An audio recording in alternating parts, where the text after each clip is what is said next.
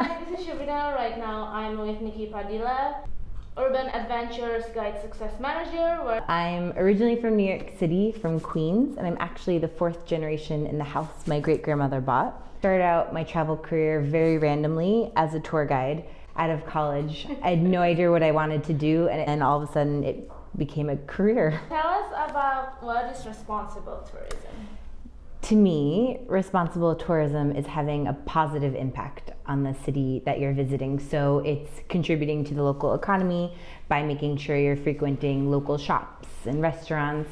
It's acknowledging the fact that you're a visitor and respecting that. I feel like often people are like, oh, I'm on vacation, no rules. But like, this isn't Disney World. This is a living, breathing city, and there are people who are just trying to get to work. How do you become a certified urban adventures guide? Well, we tend to often look for non-traditional guides because what we do is a little bit different. It's a little bit looser.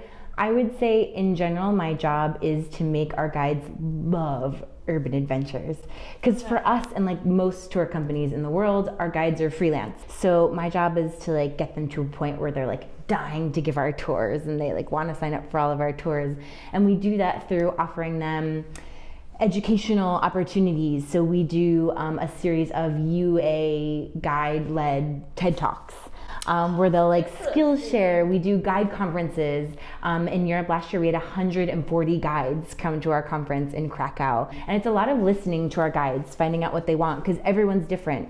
Some of them love being guides and they want to do that long term and make a career out of it. Some of them want to own their own tour business one day. Some of them want to join the sales team on the global level. So it's finding out what they want and then working to create the career paths so that those are actually achievable so they can stay with us long term. Tell us what's your typical day like. My typical day is actually in the office, which is very different from what I used to do when I was guiding full time. But I actually like it. I thought I'd miss guiding and being outside, but guiding is so hard. I usually have a lot of calls. We're a remote team. So it's super important to us to do like face-to-face Skype meetings instead of emails or chatting because it just creates that relationship. And then I just work on different projects. From planning guide conferences to working on trainings that we have available internally for all of our local managers.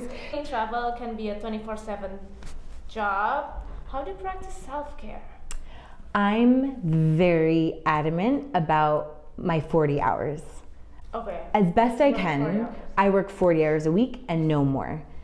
And I'm very strict about that. My manager is very supportive of that, so it's a working environment that allows me to do so. And my hours may vary. If I have to call Asia, for example, I'll be maybe on 11 o'clock midnight call. But when I am not at work, I am offline. Like, there are 3 travel communities that you endorse and you should come, like promote. For sure, Impact Travel Alliance. We're so committed to sustainable travel. Put out a plug for young travel professionals. I'm on the board for the New York City group and we do monthly networking events. It's a community that's really eager to connect people. So you can walk into a YTP event and kind of come into the sign-in desk and say, hey, I'm new here, I'm interested in getting into hotels. And we'll look around and like connect you with people who are in hotels. So another plug for the New York City Urban Adventures team. They have a happy hour. Have you been to one of those yet? No, not yet. You have to go. It's once a month. And there's usually a really interesting host. The New York Times, which is one of our partners, hosted the last one. And we went to one of the bars that's on our Dumbo New York Times tour. What are 3 things that you bring when you travel? Oh, my Stogie cup. The cup is like a reusable mug. But this one I really like because it folds totally flat and it weighs nothing. I always bring a face mask.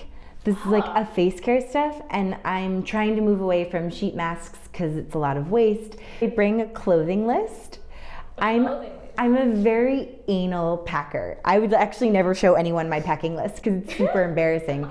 But underrated places that you recommend us to go in New York City. If I give these, everyone has to promise to like respectfully visit them. Please don't bring like a bus full of 40 people to Queens, but to come eat in Queens is like always my number one, specifically to go to Flushing. Much bigger variety of Asian ethnicities, so you can get all types of food. Street food on Roosevelt Avenue.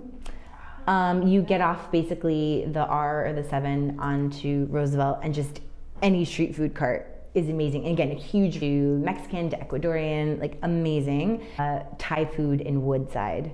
Yeah, I can vouch. Flushing is great. I'm Asian. I live in You Queens. prove. Oh yeah. The advice for women who want to go into the travel industry in New York City.